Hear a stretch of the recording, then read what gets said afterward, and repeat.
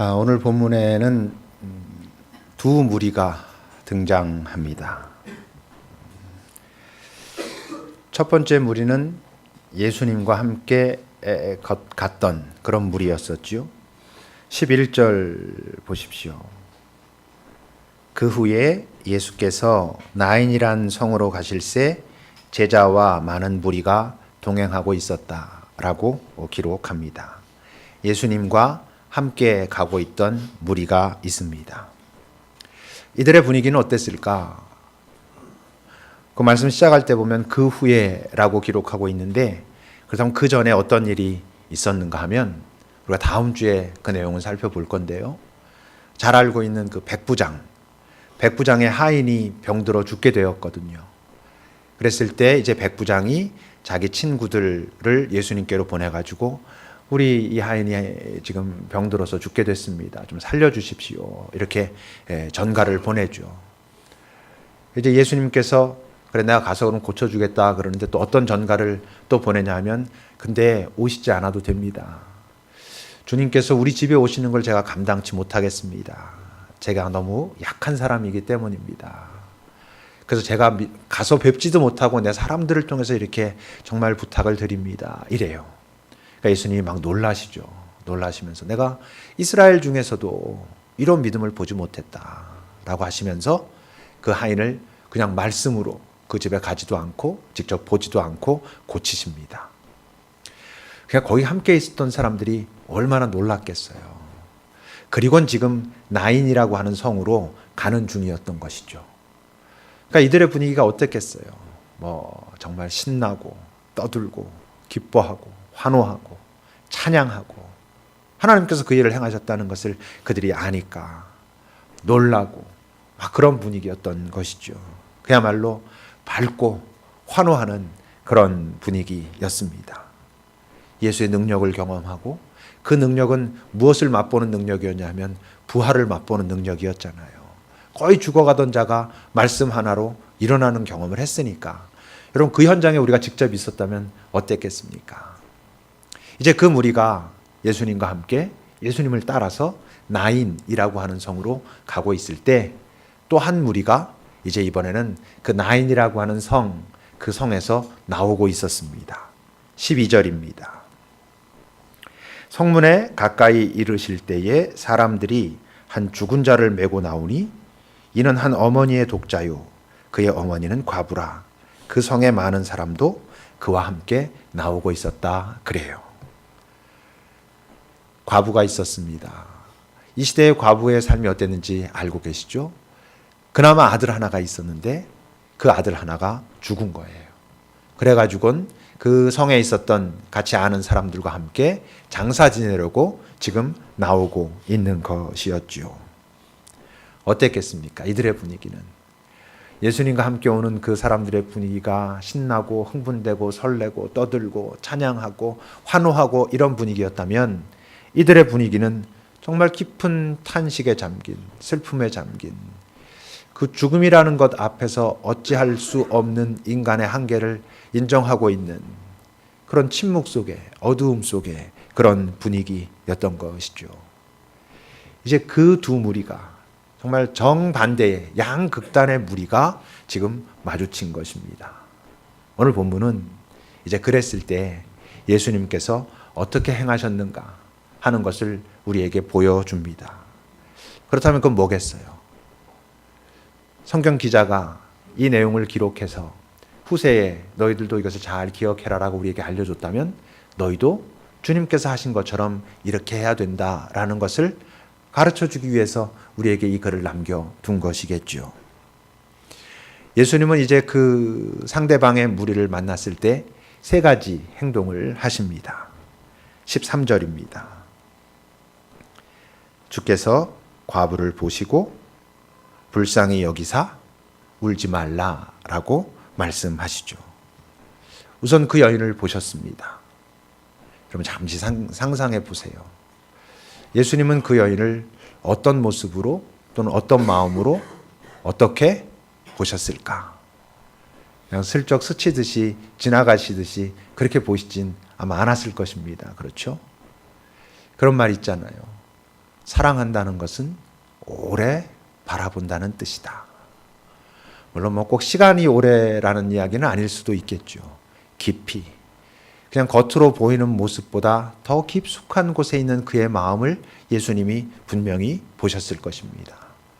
그 여인이 겉으로는 정말 절규하며 울고 있었겠지요. 근데 단순히 그의 절규하며 울고 있는 모습, 더 깊은 곳에 그 여인의 그 찢어지는 참담한 마음들, 다 끝났다고 생각되는 어떤 절망감들, 그러면서도 그 대상이 있을 수도 있고 대상이 무엇인지도 잘 모를 수도 있지만 분명히 그의 마음속에 올라올 어떤 그 원망과 분노들, 그리고 자기 자식이 죽은 그 엄마에게 분명히 있었을 또 하나의 감정, 깊은 죄책감 같은 것. 다른 사람들의 눈치가 보이기도 하고 그래서 두렵기도 하고, 하여튼 어떻게 한두 단어로 표현할 수 없는 그녀의 마음속에 있는 그 많은 어떤 것을 예수님은 짧은 시간 동안에 보셨건 좀 더 긴 시간에 보셨건 그 여인의 그 모습들을 보신 것이지요. 우리에게 참 부족한 능력이 바로 이렇게 보는 능력입니다. 우리는요, 자기가 보고 싶은 대로 보거든요. 그러다 보면 보고 싶은 것만 보이거든요. 사실은 내가 그것을 볼 수 있는 이 렌즈를 가지고 있지 못해서 그런 거예요. 왜냐하면 나도 힘들고 아파서 그런 것이죠. 잘 보이지 않아요. 그래서 언뜻 누가 울고 있고 아파하면 안 됐다 하지만 어때요? 금방 잊어요. 그게 오래 가지 않습니다. 순간적이고요. 그건 또 조금 지나면 지치죠. 이제 그만 좀 해라 라고 말하게 돼요. 근데 예수님은 그러시지 않았다는 거죠. 깊이 깊이 보셨어요. 누가 아프고 슬프고 그런 것만 보면서 우리가 언뜻 보고 조금 아파하고 슬퍼하는 듯 하지만 금세 잊고 금세 피곤해하고 지치고, 이런 사람들은 또 어떻겠어요? 누가 어떤 잘못을 했다든지 어떤 약점을 본다든지 하면 또 금방 그걸 가지고 비판하고 그리고 그걸 가지고 정죄하고 그래요. 이 세상에 어떤 사람도요, 그 사람의 삶의 역사를 다 알면 단순히 어떻게 살았다더라 하는 게 아니라 그 어떻게 살면서 그가 어떤 마음과 어떤 아픔 속에 있었다더라를 다 알고 나면 이 세상에 아무도 나쁜 사람은 없다고요. 다 아픈 사람이 있는 거예요. 이런저런 아픔들이 쌓이고 쌓여서 지금 현재 나타나는 모습이 나빠 보일 뿐이지 어떤 존재도 나쁜 사람은 없는 것이죠. 예수님이 모든 인간을 보실 때 나쁘다고 보시지 않고 아프다고 보신 건 그래서 이 땅에 오신 거잖아요. 나는 건강한 자에겐 필요 없는 존재다. 아픈 자에게 내가 필요해서 내가 그래서 왔다라고 말씀하셨죠. 그렇게 보실 수 있었기 때문에 한 사람의 깊은 곳에 있는 그의 탄식과 아픔과 때로는 원망과 죄책감과 그런 것들을 보셨다는 그 마음이 바로 뭐예요? 두 번째는 어땠다고? 과부를 보셨을 때 불쌍히 여기셨다라고 기록합니다. 사랑이라고 하는 것은 단어는 한 단어지만 그 사랑이 표현되는 방식은 양태는 굉장히 여러 가지이지요. 어떤 때는 사랑이 아주 큰 기쁨으로 나타나기도 합니다. 어떤 땐 사랑의 힘이 아니라면 할 수 없을 도전을 하는 모습으로도 나타나기도 하죠. 아마 웬만했으면 포기했을 텐데 내 아이가 이래가지고 내 사랑하는 누군가가 어때가지고 자기 목숨을 걸고라도 뭔가에 도전하는 일들이 있을 수 있지 않아요? 그뿐 아니라 사랑이 깊은 슬픔으로 나타나기도 합니다. 사랑하지 않고선 그렇게 슬퍼할 수 없는 슬픔들이 이 세상에 존재하고, 여러분들도 아마 한두 번쯤은 아마 많이 살았을수록 더 많이 그런 경험들을 하셨겠죠. 참 슬픈데 내 주변에 있는 내 옆에 있는 사람은 이렇게 슬플 수 없어. 왜냐하면 내가 지금 이 상황과 이 사람을 이렇게 사랑하는 것만큼 사랑할 수 없는 그런 상황이기 때문에 여러분, 사랑이 깊은 슬픔으로 나타나기도 하지요. 또 하나 사랑이 나타나고 있는 아주 중요한 모습이 오늘 예수님께서 느끼셨다고 하는 불쌍히 여기는 마음입니다. 아이들을 이렇게 볼 때 가끔 너무 안 됐어요. 불쌍해요. 뭐 먹을 게 없어서가 아니라 뭐 잠잘 데가 없어서가 아니라 걔네들 부모나 누군가가 뭐 어떻게 뭐 꼭 저기 해서가 아니라 한 인간 존재 자체가 참 안 된 거예요. 불쌍히 여기는 마음들이 일어나기도 하죠. 어떤 때 특히 그래요. 내 안에 사랑이 충만하면 불쌍해 보이는 사람들이 참 많아요. 제가 좀 사랑이 충만해서 많이 불쌍해 보이거든요. 저 자신도 불쌍해 보이고. 사람은 많이 그런 것 같아요. 내가 사랑으로 커질수록 세상이 참 불쌍해 보여요. 그건 값싼 동정 아니면 자기는 거기 뚝 떨어져 나와가지고 보는 그런 마음이 아니라 안 된 거예요. 다 너무나 아프구나 하는 마음이 너무나 정확하게 느껴지는 거예요. 오늘 대림절 첫 주인데 예수님이 이 땅에 인간이 돼서 오셔요. 하나님이신 그분이 인간으로 이 땅에 오시게 한 그분의 사랑은 뭐였겠어요? 그 사랑의 모습은 불쌍히 여기는 거였어요. 이 땅 인간들의 모든 그 실체, 실존, 그들의 운명, 그것들을 보면서 불쌍히 여기시는 마음으로 이 땅에 오신 거죠. 그래서 여러분 마태복음 9장 36절에 보면 이런 말씀이 있지요. 예수님께서 무리를 보시고 불쌍히 여기셨다 그래요. 똑같아요. 그 다니는 그 사람들을 보시면서 불쌍히 여기셨는데 왜? 목자 없는 양과 같이 참 힘들고 고생하며 살고 그래서 기진하 있는 모습을 보면서 불쌍히 여기셨다 그래요. 예수님이 실제로 이렇게 느끼신 거죠. 그래서 그분이 하나님 아버지를 비유로 우리가 잘 알고 있는 탕자의 비유, 더 정확하게 말하면 기다리는 아버지 비유에서 똑같은 말씀을 하셨어요.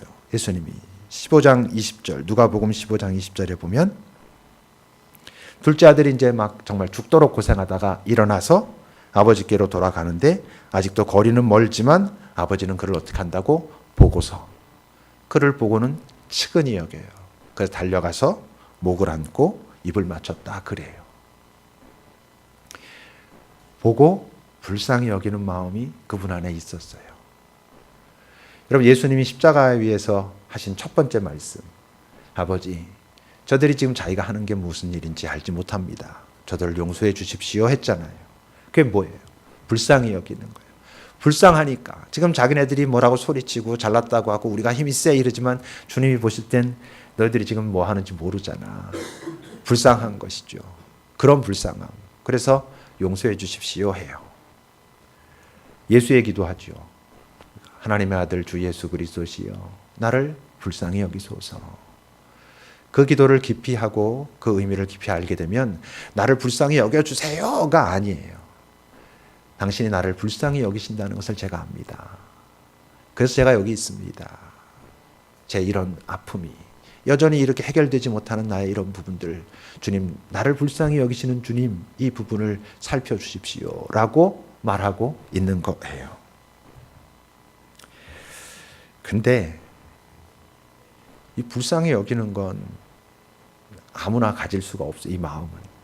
이 불쌍히 여기는 마음은 사실은 갖는 게 아니라 생겨나는 거거든요. 그러니까 이건 아무나 가지고 있질 못한 거죠. 어떤 사람이 갖겠어요? 예수님의 그 평화가 그 안에 있는 사람들만 어떤 사람을 보고 상황을 보면서 불쌍히 여기는 마음이 올라오게 되지요. 요즘 그 핫한 그 노래 중에 자랑이라는 노래가 있습니다. 아십니까? 그 슈퍼스타 K에 나와서 1등한 노래. 그 친구가 24살이거든요. 91년생입니다. 근데 어떻게 그런 통찰력이 있는지 제가 참 엄청 놀라고 있습니다. 그 가사를 제가 묵상하고 묵상할수록. 그러니까 그런 얘기를 그 노래에서 하죠. 내가 요즘 겁이 좀 많아졌다 그래요. 겁이 없어졌다가 아니라 겁이 많아졌고 자주 의기소침해진다 그러면서 왜 그렇게 됐냐 하면 마음이 따뜻한 사람을 만나서 내가 기대는 법을 알고 난 후엔 오히려 더 겁이 많아지고 의기소침해졌다는 거예요.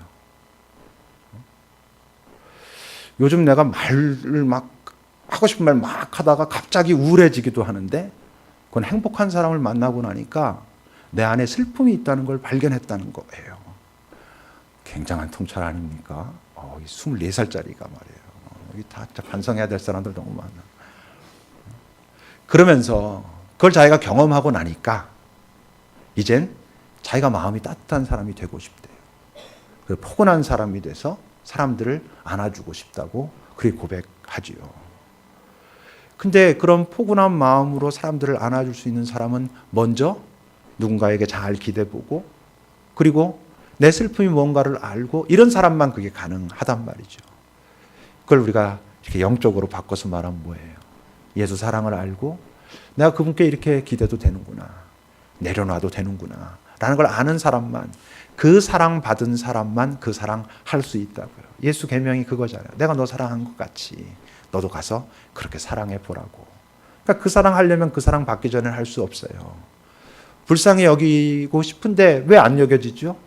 내가 지금 뭐 이게 편치가 않은 걸. 이렇게 보면 그게 불쌍히 여겨지는 게 아니라 좀 뿔이 나거든. 짜증 나거든. 아, 지치거든. 보고 싶지 않거든. 근데 어떻게 불쌍히 여기겠어요? 당연히 예수님은 그분이 가지신 그 평화는 사람들을 겉모습이 아니라 더 깊이 보게 하고 깊이 보시니까 그 안에서 불쌍히 여기는 마음이 올라오셨다고요. 그리고 예수님께서 뭐라 말씀하셨다고? 울지 말라라고 과부에게 말씀하셨어요. 예수님께 배워야 하니까 우리는 그렇게 보는 법을 배우고 그랬을 때 불쌍히 여기는 마음이 올라올 수 있는 존재가 되기를 하나님께 우리가 구해야 하는데 울지 말라 이 얘기는 우리는 할 수 없는 말이에요. 해서는 안 되는 말인 거죠. 왜 그렇죠? 14절을 보세요, 여러분. 가까이 가서 그 관에 손을 대시니 맨 자들이 서는지라 예수께서 이르시되 청년아 내가 네게 말하노니 일어나라 라고 주님께서 말씀하셨어요. 예수님이 울지 마라 라고 말씀하실 수 있었던 근거는 일어나라 라고 말하실 수 있기 때문에 그래요. 그분은 일어나라 라고 말씀하실 수 있는 분이기 때문에 울지 말라 라고 말씀하실 수 있었어요. 그럴 자격이 있는 거죠. 왜? 일어나게 하실 수 있는 분이니까. 근데 우리는 울지 말라 그러면 안 돼요. 왜? 일어나라 라고 말할 수가 없으니까. 근데 우리는 일어나라 라고 말할 자신도 없으면서, 아니 자신이 아니라 그럴 능력도 없으면서 너무 쉽게 울지 마라 라고 말해요. 울지 마라는 얘기는 여러분 해결할 자신이 있는 사람이 하는 이야기인 거예요. 아이가 울고 있어요. 내가 걔한테 가서 울지 마. 아빠 그거 해결해 줄게. 내가 그거 다시 고쳐줄게. 내가 그거 사줄게. 그러니까 없어졌다고 고장났다고 울지 마. 이럴 때 해야지. 능력도 없으면서 무조건 이제 그만 좀 울라고 이건 폭력인 거잖아요. 그러니까 우리는 예수님은 울지 마라 라고 말씀하셨지만 우리는 울지 마라 라고 말하면 안 돼요. 우리는 어떻게 해요? 함께 우는 거예요. 그냥 우는 사람이랑 함께 울고 있는 거죠. 내가 가진 어떤 평화가, 내가 가진 어떤 기쁨이 그게 정말 예수님의 것인가, 예수님께로부터 온 것인가를 확실하게 알 수 있는 어떤 순간이 있어요. 그건 어떤 때냐면 슬픔 가운데 있는 사람을 만났을 때예요. 예수님의 평화는 우리 안에 들어온 예수님 자체가 아니라 우리 안에 들어온 예수님의 평화는 절대로 그 평화를 강요하지 않아요. 울지 말라라고 말하게 되지 않는다는 거예요. 우리 안에 들어온 예수님의 평화는요, 슬프고 아픈 사람 앞에 서게 되면 그 평화는 뭐로 바뀌냐면 슬픔으로 바뀌어요. 그게 슬픔이 되는 거예요. 예수님의 평화, 예수님의 기쁨이 별 볼 일 없고 힘이 없어가지고 슬픔 만나면 금방 슬픔으로 변하는 이런 의미에서가 아니고 그 슬픔은 그냥 슬픔 가운데 빠져있는 사람의 슬픔과는 좀 다른데 왜냐하면 그 슬픔은 평화를 기반으로 하는 슬픔이기 때문에 그래요. 예수님께서 사람들을 보시면서 느끼셨던 그 슬픔, 예루살렘 성에 입성하시고 그 성을 바라보시면서 너희들이 평화를 알았더라면 좋을 뻔하였다라고 아파하셨던 그 슬픔은 평화를 기반으로 하는 슬픔이기 때문에 그냥 슬픔 가운데 빠져있는 사람들이 경험하는 슬픔과는 좀 달라요. 근데 여러분, 그 슬픔만, 그 평화를 기반으로 하는 슬픔만 슬픔 가운데 있는 사람을 위로할 수 있어요. 울지 말라는 소리로 위로받지는 못해요. 정말 진심으로 자신의 슬픔에 동참하기를 원하면서 슬퍼하는, 그러나 기억은 해야 돼. 예수님이 그 과부를 보면서 또는 많은 사람들을 보면서 불쌍히 여기셨다 하잖아요. 불쌍히 여기신 거하고 불쌍해지는 것하고는 다른 것이죠. 그러니까 이 슬픔은 슬픔 상황 속에서 슬픔에 빠져 있는 사람의 슬픔과는 좀 다른 거예요. 나의 슬픔은 평화를 기반으로 하고 바로 그렇기 때문에 그의 슬픔을 더 정확하게 볼 수 있고 그래서 그를 일으켜 세울 수 있는 힘을 가지는 슬픔인 것이죠. 근데 도대체 언제까지 같이 우냐고. 이게 지치잖아요. 힘들거든. 언제까지 울까요? 그 슬픔 가운데 있는 그 사람이 예수의 평화에 맞닿을 때까지 같이 울어주는 거예요. 언제 끝날지 모르죠. 만만치 않은 것이죠. 오늘 보면 15절을 보세요, 여러분. 그렇게 예수님께서 일어나라라고 하셨을 때 죽었던 자가 일어나 앉고 말도 하거늘 예수께서 그를 어머니에게 주셨다 그래요. 잘 보세요. 오늘 예수님께서 그 청년을, 죽었던 청년을 다시 살리셨는데 그건 굳이 따지자면 그 청년을 위해서 하신 일이 아니에요. 죽은 청년이 안 돼서 하신 일이 아니에요. 자기 아들을 먼저 보내고 아파하는 그 과부, 그 엄마를 아파해가지고 다시 살리신 거예요. 어떻게 생각해 보면 예수님의 이 행동은 질서를 깨는 행동이시잖아요. 이것을 보고 예수님이 이걸 기뻐하시는구나 라고 생각하면 우린 전부 절대 죽지 않아야 되겠다고 막 그래야 될 것 같잖아요. 근데 믿음의 가장 마지막 자리에서 우리가 이 세상에 보여줘야 될 우리의 믿음의 그 모습은 뭐예요? 잘 죽는 것이죠. 소망이 있는 자들이니까. 그러니까 예수님이 하신 이 행동은 그래 잘하신, 내가 잘했다 못했다 말할 수는 없겠죠 우리가. 그렇지만 하여튼 지금 이 행동은 청년의 초점이 있지 않고 그 엄마에게 있어요. 여러분, 우리가 아파하고 힘들어하는, 그래 아들을 먼저 보낸 그 엄마와 함께 막 울었을 때 그 아이를 우리는 살려낼 수는 없어요. 근데 여러분, 그 아이가 죽었을 때 그 엄마도 이미 같이 죽었거든요. 같이 울면 우리가 아이는 살려낼 수 없지만 그 엄마는 다시 살려낼 수 있어요. 그 엄마가 예수 그리스도의 평화를 만나고 다시 그 자리에서 일어나려고 하는 순간까지, 같이 일으켜주는 순간까지 우리가 같이 울어야 된다는 것이죠. 힘들죠. 이 같이 우는 거 힘듭니다. 같이 아파하는 거 힘듭니다. 제가 많이 하지 않지만 정말 만만치 않습니다.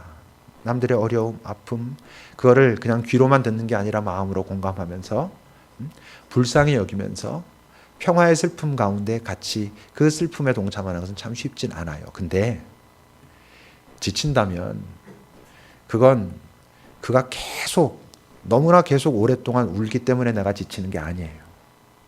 내가 지친다면 그가 우는 것 때문이 아니고 내 안에 평화와 기쁨이, 예수님의 평화가 끊어졌기 때문에 지치는 거예요. 사람들은 또 말해요. 내 삶도 너무나 힘들다. 근데 여러분, 다 힘들어요. 남의 아픔에 동참하고 남과 함께 울어줄 수 있는 사람은 요즘 삶에 별 문제가 없이 편안한 사람이 아니고 역시 그의 삶도 힘들지만 그런데 그의 마음속에 예수님의 평화가 있을 때 그 사람이 같이 울어주고 있는 거예요. 그러니까 남의 아픔에 동참하는 것이, 남의 아픔을 들어주는 것이 너무 힘들고 지치고 어려우면 그만 울라고 말할 게 아니고 우리는 하나님께 주님, 내게 당신의 평화를 주소서.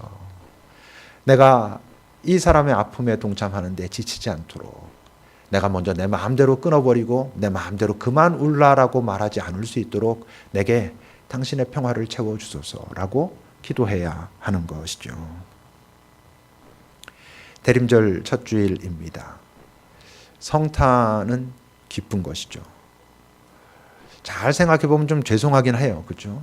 하나님이 인간이 돼서 오게 됐다고 하는 그 사건의 발단 자체가 우리 인간의 잘못에 의한, 근데 기뻐할 수밖에 없는 이유는 뭐 대책이 없으니까, 우리에게 대안이 없으니까.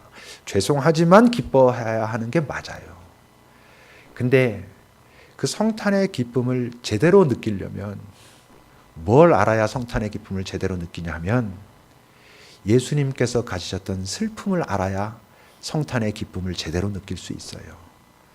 그분의 사랑과 평화에 근거한 슬픔.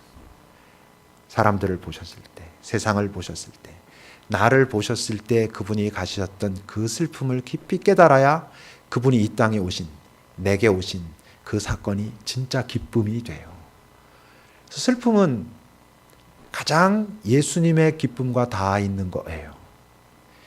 이 세상이 예수님을 잘 만나지 못하는 이유가 뭔 줄 알아요? 진짜로 슬픔을 모르기 때문에 그래요. 진짜 내 존재의 슬픔을 깨닫지 못하니까 예수님을 만나지 못하고 그 기쁨 가운데 들어가지 못하는 거예요. 여러분, 우리가 가지고 있는 여러 가지들 중에 예수님께로 나아가는 가장 좋은 통로는 슬픔이에요. 깊은 내 존재에 대한 자각으로부터 오는 슬픔, 한계를 인정하면서부터 오는 슬픔. 그것이 예수님을 처음 만나게 하고 예수님과 더 깊게 만드는 건 사람들을 바라보면서 이제 내게 조금 생기기 시작한 평화에 근거한 슬픔들이 있을 때 우린 예수님을 더 깊이 만날 수 있게 되지요. 다음 주에 우리 항존직 선출합니다. 지금 후보라고 되신 분 중에 뭐 누구 한 분이라도 난 드디어 될 때가 됐구나, 이런 분이 어디 있겠어요. 요즘 제 주변에 이렇게 어슬렁어슬렁 하는 친구들 많아요. 목사님, 전 아닌 것 같은데요. 뭐 이렇게 어슬렁어슬렁 하고 그래요. 뭐 그렇게 따지면 뭐 저는 뭐 어떻겠어요. 다 똑같죠. 그 뭐 절대적인 기준에 갖다 대면 다 되겠습니까? 근데 요즘 제가 기도하는 내용이 더 분명해졌어요. 하나님, 이 사람들이 다 부족하지만 근데 무엇보다 먼저 이들이 이런 과정과 또 훈련을 통해 가지고 자신들의 어깨에 놓여질 조금 부담스러운 그 부담을 하나님께 부탁할 때에 하나님, 내가 내 주변에 아프고 힘든 사람들과 같이 울 수 있는 사람이 되게 하옵소서라고 기도할 수 있기를, 이들이 그런 존재로 자라갈 수 있기를, 내 주변에 있는 아프고 슬픈 사람과 함께 울 수 있는 사람이 되려면 내가 주님의 평화가 필요합니다라고 그렇게 구하는 자들이 되기를 그렇게 기도하고 있어요. 다음 주 오후 말씀드린 것처럼 우리 세월호 유가족들 몇 분이 교회에 오셔가지고 오후에 아마 여기서 간담회를 할 거예요. 그분들이 요즘 죄인처럼 그렇게 취급받고 있어요. 뭔가 이 사회를 되게 힘들게 만들고 지치게 만들고 피곤하게 만드는 사람들로 많이, 뭐 대부분 그러게 하겠어요. 몇몇 사람들이 세게 말해서 그런 거겠죠. 근데 여러분, 아플 때는요, 많은 사람이 얘기해서가 아니고 한두 사람이 세게 해도 전부인 것처럼 그렇게 들리게 돼 있거든요. 그러니까 되게 위축돼 있죠. 여러분, 그분들은 우리가 그만 울라고 말하면 안 돼요. 이 세상은 그분들을 향해서 그만 울라고 말할 수 있어요. 세상이 그분들을 향해서 그만 울라고 말하는 것도 우린 또 인정해 줘야 돼요. 왜? 그들은 지치고 힘들 때 이 안에 채울 수 있는 게 없거든요. 우린 예수님으로부터 채움받는 그것이 있는 사람들이고 있어야 되는 사람들이니까 이 세상은 그들을 향해서 이제 좀 그만 울라고 말할 수 있어도, 그러지 않으면 더 좋겠지만 우리는 그러면 안 돼요. 다음 주 그분들 오실 때 뭐 몇 분 오실지 모르겠어요. 우리는 그분들에게 이젠 그만 우세요 라고 말하려고 그들을 모시는 게 아니고 우리 안에 주님께서 두신 평화에 기반한 슬픔을 가지고 그냥 같이, 힘드시겠습니다. 아직도 아프시죠. 내가 그만큼 아프진 못하지만 저도 옆에서 같이 아파할게요 라고 하는 마음으로 그분들을 우리가 맞이해야 되는 것이죠. 우리는 예수님께서 보시는 것처럼 보고 예수님이 느끼시는 것처럼 불쌍히 여기고 아파하는 마음을 가지고 울지 말라라고 말하는 게 아니라 함께 울어야 하는, 그리고 그때 또 우리에게 주님께서 주시는 새로운 힘을 경험하고 사랑을 경험하는, 그래서 이 땅에 살려두신, 그래서 너희들이 이 세상의 빛이야. 너희까지 빛을 잃으면 그 죽음 앞에서, 그 깊은 어두움과 침묵 앞에서 절망하고 있는 사람들에게 보여줄 수 있는 게 없어 라고 우리에게 말씀하시는 것이죠. 기도합시다.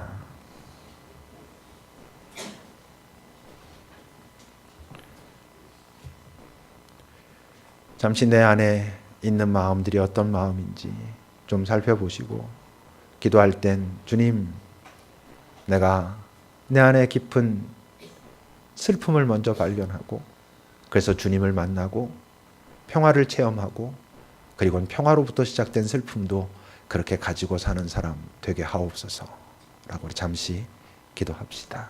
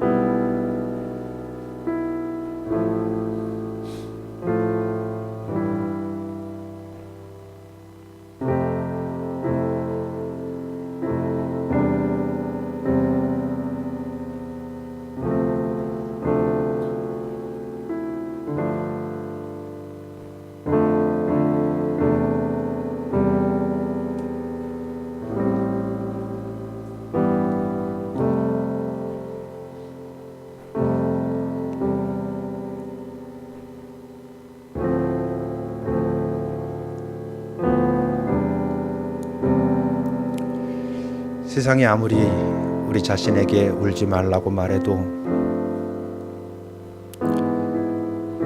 우리가 주님을 만나기 전엔 그 울음을 그칠 수 없었던 것처럼, 사실 주님을 만났어도 아직도 우리가 제대로 잘 만나지 못해서 여전히 울고 있는 순간들이 많은 것처럼, 주님, 우리가 함부로 우리 주변에 있는 사람들의 아픔을 바라보며 그만 울라 라고 말하지 않도록,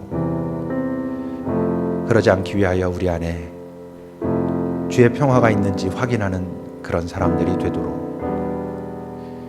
이 세상이 아프고 힘든 건 그만 울라고 말하는 사람들이 많아서가 아니라, 그들이 있을지라도 옆에 함께 울고 있는 사람이 없어서 더 힘들다는 것을 기억하도록, 그리고 그것은 우리 책임이라는 것을 받아들이도록 우리에게 당신의 평화와 기쁨을 주소서. 예수님의 이름으로 기도합니다. 아멘.